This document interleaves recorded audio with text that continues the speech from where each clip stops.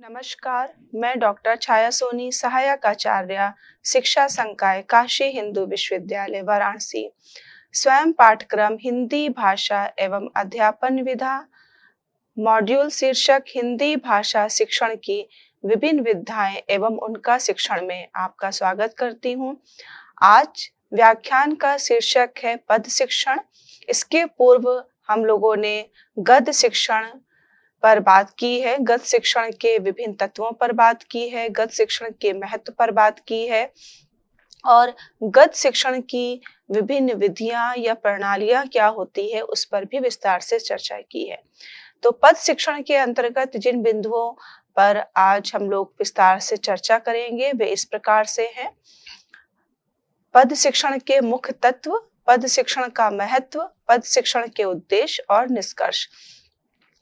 इस व्याख्यान के पश्चात विद्यार्थी पद शिक्षण से परिचित हो पाएंगे, वो पद शिक्षण के संप्रत्यय को समझ पाएंगे, पद शिक्षण पद किसे कहते हैं उसकी परिभाषा से परिचित हो पाएंगे। साथ ही साथ जो पद शिक्षण है उसके क्या मुख्य तत्व होते हैं उनके बारे में उनको जानकारी मिलेगी और बता पाएंगे। पद शिक्षण का महत्व क्यों है? अगर हम भाषा की बात कर रहे हैं, भाषा द्वारा अपने विचारों के आदान प्रदान की बात कर रहे हैं तो उसमें जो पद शिक्षण है, जब हम कविता या पद का वाचन पठन करते हैं या सुनते हैं तो ऐसा क्या है, क्यों वो महत्वपूर्ण हो जाता है, इसके बारे में भी ज्ञान प्राप्त होगा और विद्यार्थी बता पाएंगे। साथ ही साथ पद शिक्षण के क्या उद्देश्य हैं इससे भी हम लोग परिचित होंगे। पद शिक्षण, जिसे सामान्यतः काव्य या कविता शिक्षण कहा जाता है, हिंदी साहित्य शिक्षण की एक अनिवार्य विधा है जो विद्यार्थियों के भीतर भावबोध, कल्पनाशीलता, सौंदर्य दृष्टि और जीवन मूल्यों का विकास करती है। यह केवल पाठ्य पुस्तकों में शामिल कविताओं के पठन तक सीमित नहीं है, बल्कि विद्यार्थियों को मानवता, संवेदना और सामाजिक नैतिकता की ओर उन्मुख करने वाला माध्यम भी है। अर्थात ये कहा जा सकता है कि जो पद है वो केवल कविता का शिक्षण नहीं है या उसके बारे में केवल अध्यापन कार्य नहीं होता है, बल्कि हिंदी साहित्य शिक्षण की एक अनिवार्य विधा है जो विद्यार्थियों के भीतर सौंदर्य बोध को विकसित करती है, कल्पनाशीलता को विकसित करती, साथ ही साथ जो जीवन के मूल्य हैं, किसी कविता को पढ़ने के पश्चात उस कविता के पीछे छिपे भावों को, क्या भाव छिपे हुए इससे विद्यार्थी परिचित होते हैं और साथ ही साथ हमारे अपने जीवन के क्या मूल्य हैं, समाज के क्या मूल्य हैं, उनको भी बताने का ये कार्य करती है, जिससे कि जो विद्यार्थी हैं वो मानवता की भावना उनके अंदर विकसित होती है, संवेदनशील होते हैं और सामाजिक नैतिकता की ओर वो उन्मुख होने लगते हैं। आचार्य रामचंद्र शुक्ल जी के अनुसार कविता मनुष्य को मुक्तावस्था प्रदान करती है, अर्थात वह अवस्था जिसमें विद्यार्थी अपने सीमित जीवन अनुभवों से ऊपर उठकर व्यापक मानवीय अनुभवों का आस्वादन करते हैं। तात्पर्य यह है कि जो कविता मनुष्य को मुक्तावस्था प्रदान करती है, अर्थात विद्यार्थी जो सीमित उनका जीवन का अनुभव है, जो अभी तक के उन्होंने अपनी आयु में जितना भी अनुभव प्राप्त किया हुआ है उससे इतर, उससे ऊपर उठ करके वो और क्या अनुभव ले सकते हैं, एक मानव होने के नाते, एक जीवन निर्वाह करते हुए, समाज में रहते हुए, देश में रहते हुए क्या अनुभव होते हैं उसके बारे में भी कविता के माध्यम से विद्यार्थियों को ज्ञान मिलता है। पद शिक्षण का उद्देश्य केवल कविता की व्याख्या करना नहीं है, बल्कि विद्यार्थियों के भीतर उन भावों को जगाना है जिन्हें कविता व्यक्त करती है। कविता के माध्यम से विद्यार्थी न केवल भाषा की लय, तुक, छंद और ध्वनियों को समझते हैं, बल्कि वे अपने भीतर छिपी भावनाओं, कल्पनाओं और संवेदनाओं को भी पहचानते हैं। पद शिक्षण के तत्व। पद शिक्षण का पहला तत्व है सौंदर्य बोध का विकास, रसानुभूति की क्षमता का संवर्धन, ध्वनि और लय की शिक्षा, काव्य रूपों की समझ, रचनात्मकता का विकास, मूल्य बोध और नैतिक विकास, भाषिक कौशलों का समन्वित विकास, अनुभूति से अभिव्यक्ति की ओर। ये कुछ पद शिक्षण के तत्व हैं जिस पर हम लोग बात करते हैं। सौंदर्य बोध का विकास। पद शिक्षण का एक प्रमुख तत्व विद्यार्थियों के भीतर सौंदर्य बोध का विकास करना है। कविता अपने स्वरूप में ही सौंदर्य की अनुभूति कराती है। उसकी भाषा में लय होती है और भावों में गहराई होती है। संरचना में कल्पनाशीलता होती है। जब कोई विद्यार्थी किसी कविता का अध्ययन करता है तो वो केवल शब्दों को नहीं पढ़ता, वह उसमें छिपी ध्वनि, संवेदना, बिंबात्मकता, प्रतीकात्मकता और रसात्मकता का भी अनुभव करता है। यही अनुभव धीरे धीरे उसके सौंदर्य बोध को परिष्कृत करते हैं। सौंदर्य बोध केवल दृश्य सुंदरता तक सीमित नहीं होता, बल्कि यह जीवन के प्रति एक समग्र दृष्टिकोण है, जिसमें व्यक्ति संवेदना, करुणा, कल्पना और नैतिकता को सौंदर्य के तत्व मानकर देखता है। कविता के माध्यम से विद्यार्थी प्रकृति, समाज, मानवीय भावनाओं और सांस्कृतिक मूल्यों को सौंदर्य की दृष्टि से देखने लगता है। उदाहरण के लिए, किसी कविता में झरने की ध्वनि, चांदनी रात या माँ के स्नेह की छवि केवल वर्णन मात्र नहीं होती, वे पाठक के भीतर कोमलता, संतुलन और भाव संवेदना उत्पन्न करती है। इस प्रकार कविता विद्यार्थियों के भीतर रूप, भाव और संवेदना की त्रिवेणी बहाती है, जिससे वे जीवन के प्रति एक सजग, संवेदनशील और संतुलित दृष्टिकोण विकसित करते हैं। यह सौंदर्य बोध अंततः उनकी भाषा, व्यवहार और विचारधारा में भी परिलक्षित होता है। रसानुभूति की क्षमता का संवर्धन। पद शिक्षण का एक अत्यंत गहन और प्रभावशाली तत्व है रसानुभूति की क्षमता का संवर्धन। रस भारतीय काव्य शास्त्र की एक मूलभूत कल्पना है, जिसका अर्थ है वह भाव जो पाठक या श्रोता के मन में कविता के माध्यम से जागृत होता है। जब विद्यार्थी किसी कविता का अध्ययन करते हैं तो वे केवल शब्दों या अर्थ को ग्रहण नहीं करते, बल्कि वे भावनात्मक अनुभवों को भी आत्मसात करते हैं। यही भावनात्मक अनुभव रस के रूप में उनके भीतर प्रकट होता है। कविता में करुण रस के माध्यम से वे दुख और सहानुभूति को समझते हैं। वीर रस उन्हें साहस और प्रेरणा से भर देता है। श्रृंगार रस सौंदर्य और प्रेम की भावनाओं को जागृत करता है और हास्य रस उन्हें आनंद और विनोद की ओर ले जाता है। रस की अनुभूति केवल मनोवृत्ति तक सीमित नहीं होती, बल्कि ये व्यक्तित्व के संवेदनशील निर्माण में भी सहायक होती है। इससे विद्यार्थियों में समझने, महसूस करने, प्रतिक्रिया देने और सह अस्तित्व को स्वीकारने की क्षमता भी विकसित होती है। साहित्य को सिर्फ अध्ययन की वस्तु नहीं मानते, बल्कि मानव अनुभवों की अभिव्यक्ति के रूप में भी देखने लगते हैं। पद शिक्षण के माध्यम से जब विद्यार्थी को काव्य का रसास्वादन कराया जाता है तो वे शब्दों के पार जाकर भावों की यात्रा करते हैं। यह यात्रा उन्हें आत्मिक रूप से स्पर्श करती है और उनके हृदय में एक स्थायी छाप छोड़ती है। ध्वनि और लय की शिक्षा। कविता का स्वभाव ही ऐसा होता है जिसमें ध्वनि, तुक, छंद और लय का विशेष स्थान होता है। ये तत्व केवल कविता को सुंदर बनाने के लिए नहीं हैं, बल्कि विद्यार्थियों को भाषा के श्रव्य सौंदर्य से परिचित कराने के लिए भी अत्यंत उपयोगी हैं।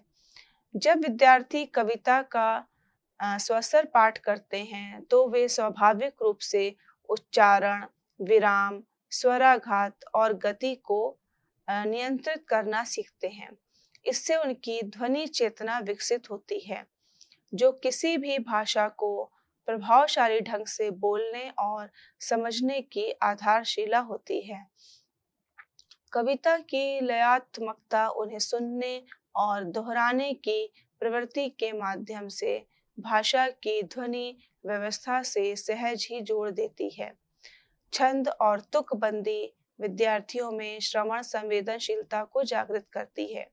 इससे उन्हें मात्राओं की सही पहचान, ध्वनियों की समानता और विभाजन तथा उच्चारण की सूक्ष्मता समझ में आने लगती है। यह न केवल हिंदी भाषा के शुद्ध उच्चारण की ओर ले जाता है, बल्कि अन्य भाषाओं के लिए भी उनके ध्वनि संवेदन को परिष्कृत करता है। लय युक्त कविता का पाठ करने से विद्यार्थी एक स्वाभाविक कवित्वपूर्ण प्रवाह के अभ्यासी बनते हैं, जिससे उनकी वाचन शैली प्रभावशाली होती है। साथ ही ये उन्हें श्रवण कौशल, स्मृति और मनोवैज्ञानिक स्फूर्ति में भी सहायक होता है। इस प्रकार ध्वनि और लय की शिक्षा जो है वो कविता को गुनगुनाने तक सीमित नहीं है, बल्कि भाषा का जो श्रव्य और दृश्य या व्यावहारिक पक्ष है उसको भी मजबूत बनाने की एक क्रियात्मक विधि के रूप में कार्य करती है। पद शिक्षण का अगला तत्व मूल्य बोध और नैतिक विकास। पद शिक्षण केवल साहित्यिक अभिरुचि जगाने का माध्यम नहीं है, बल्कि यह विद्यार्थियों में मूल बोध को भी विकसित करता है और नैतिक चेतना का भी संवर्धन करता है। यह मूल बोध और नैतिक चेतना के संवर्धन का एक सशक्त साधन है। कविता में निहित भाव, प्रतीक और विषय वस्तु प्रायः जीवन के गूढ़ सत्यों, नैतिकताओं और सामाजिक सरोकारों से जुड़े होते हैं।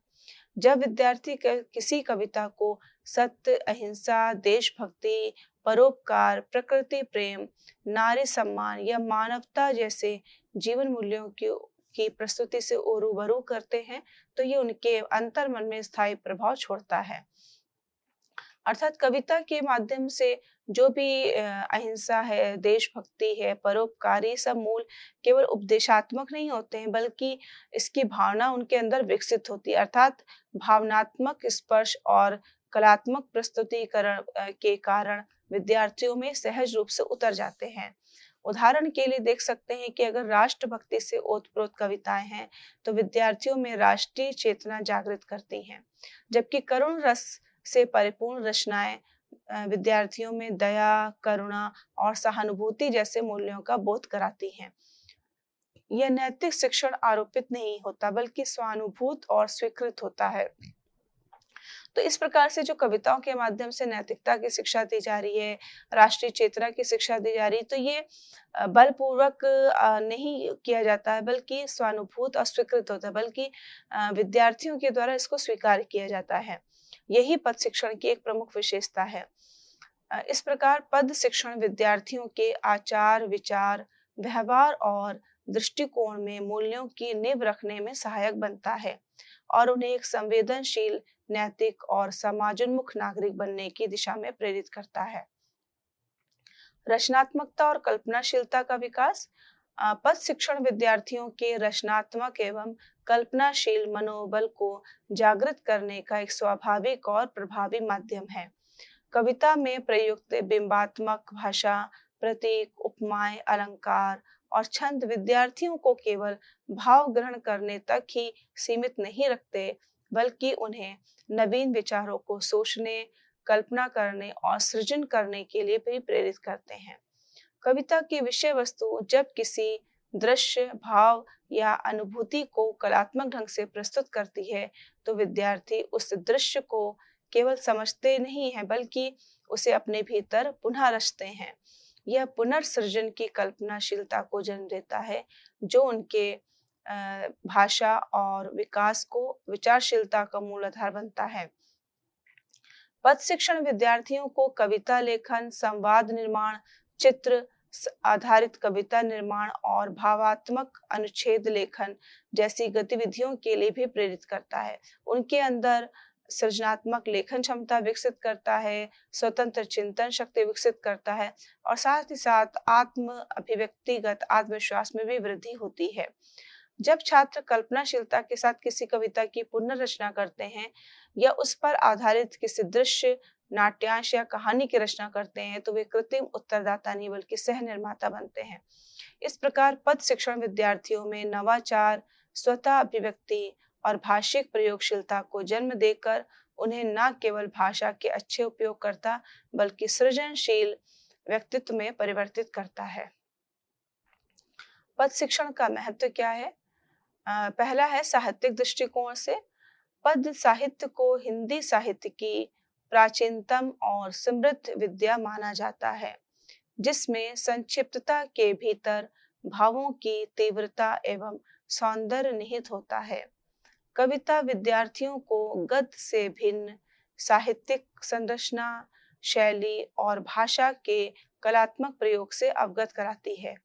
इसके अध्ययन से न केवल उनकी साहित्यिक संवेदना विकसित होती है, बल्कि वे भाषा की सृजनात्मक शक्ति और विविध रचना शैलियों को भी पहचानने लगते हैं। अर्थात साहित्यिक दृष्टिकोण का विकास होता है पद शिक्षण के माध्यम से। सांस्कृतिक दृष्टिकोण, काव्य भारतीय समाज की सांस्कृतिक चेतना और परंपरा का जीवंत संवाहक है।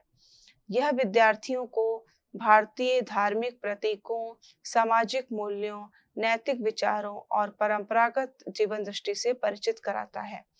कविता के माध्यम से छात्र केवल साहित्य नहीं, बल्कि जीवन की उन गूढ़ परतों को समझते हैं जो उन्हें एक संवेदनशील, सहृदय और जागरूक नागरिक बनाने की दिशा में प्रेरित करती है।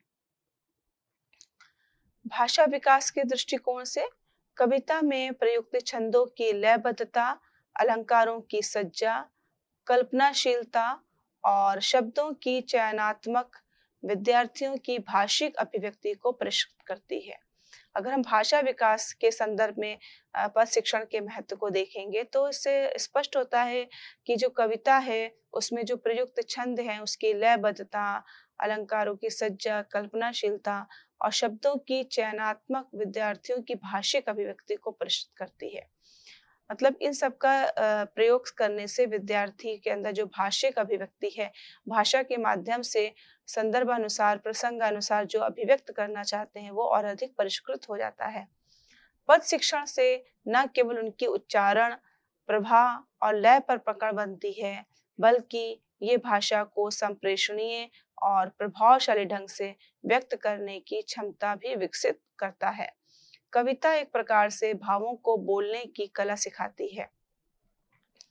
भावनात्मक विकास के दृष्टिकोण से कविता को हृदय की वाणी कहा जाता है, क्योंकि यह सीधे भावनाओं से संवाद करती है।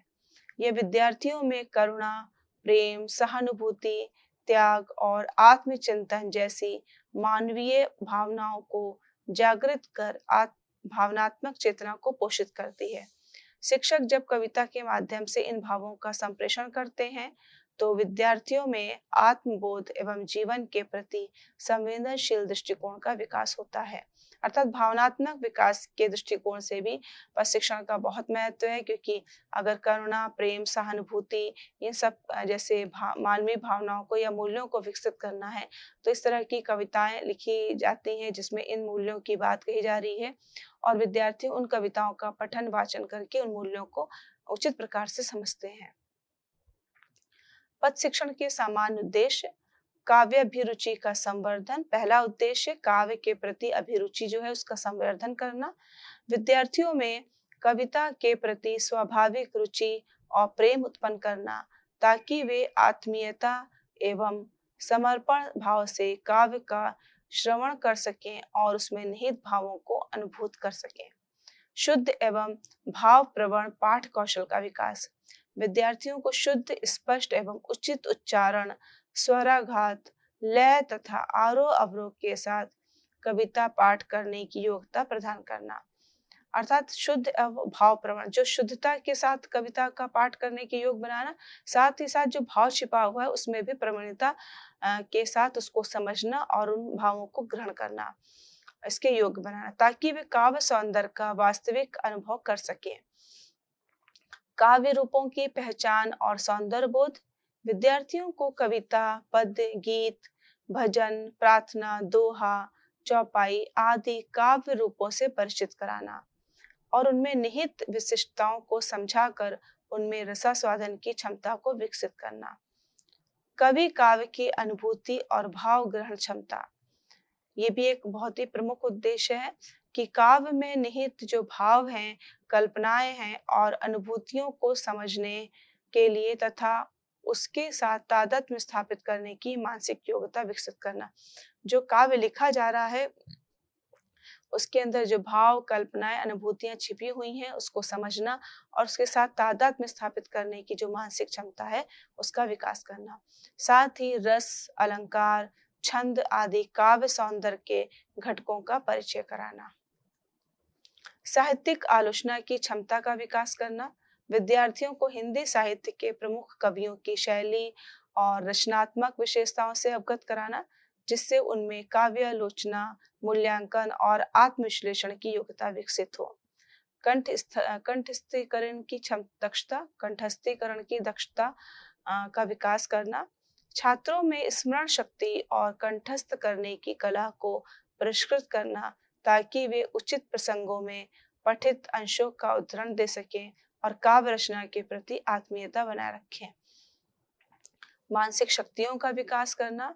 चिंतन, मनन, कल्पना, निरीक्षण, विश्लेषण एवं अभिव्यक्ति जैसे मानसिक कौशलों को काव्य शिक्षण के माध्यम से विकसित करना ताकि विद्यार्थी रचनात्मक दिशा में सोच सकें।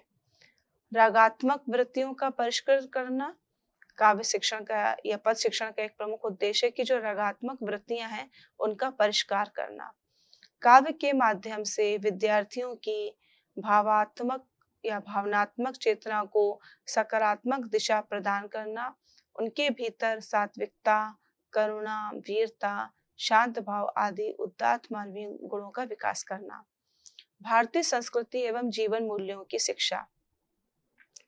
विद्यार्थियों को काव्य के माध्यम से भारतीय जीवन दृष्टि, परंपरा, मूल्यों और सांस्कृतिक आदर्श से परिचित कराना, जिससे वे राष्ट्रीय चेतना, सामाजिक समरसता और सांस्कृतिक गौरव को आत्मसात कर सकें। अतः निष्कर्ष में कह सकते हैं कि पद शिक्षण हिंदी भाषा शिक्षण का वह सशक्त माध्यम है जो विद्यार्थियों को केवल भाषा ही नहीं बल्कि साहित्य, संस्कृति, संवेदना के गुण स्वरूपों से भी परिचित कर। यह शिक्षण तत्वों पर आधारित होती है जैसे कविता की लयात्मकता, भाव रस, कल्पनाशीलता, संगीतात्मकता। भाषा को जीवंत और अनुभूति परक। पद शिक्षण के उद्देश्यों में न केवल प्रति रुचि उत्पन्न करना बल्कि शुद्ध वाचन है, काव्य की पहचान, भाव ग्रहण, समझ, नैतिक मूल्य तथा रचनात्मकता का विकास भी है। पद शिक्षण बहुआयामी है। ये विद्यार्थी भाषिक दक्षता को है, उनकी भावात्मक चेतना को पोषित करता है और जो गहन रुचि, आलोचनात्मक दृष्टिकोण का भी। कविता केवल पाठ अपूर्ति आत्मिक अनुभूति का, अर्थात निष्कर्ष में हम ये कह सकते हैं कि शिक्षण है वो बहुत ही महत्वपूर्ण हो जाता है। उसके तो उद्देश्यों से स्पष्ट परिलक्षित होता है कि विद्यार्थियों में अनुभूति को विकसित करना, विचार, निर्णय लेने की क्षमता को विकसित करना, ये माध्यम से ये सारी जो से संबंधित शिक्षण का उद्देश्य भी है और इसी के साथ पद शिक्षण का विभिन्न भी है। साथ ही इस व्याख्यान में हम लोगों ने के तत्वों कही हुई है, तो इस प्रकार के व्याख्यान आप लोगों के लिए एक फलदायी हुआ होगा। धन्यवाद।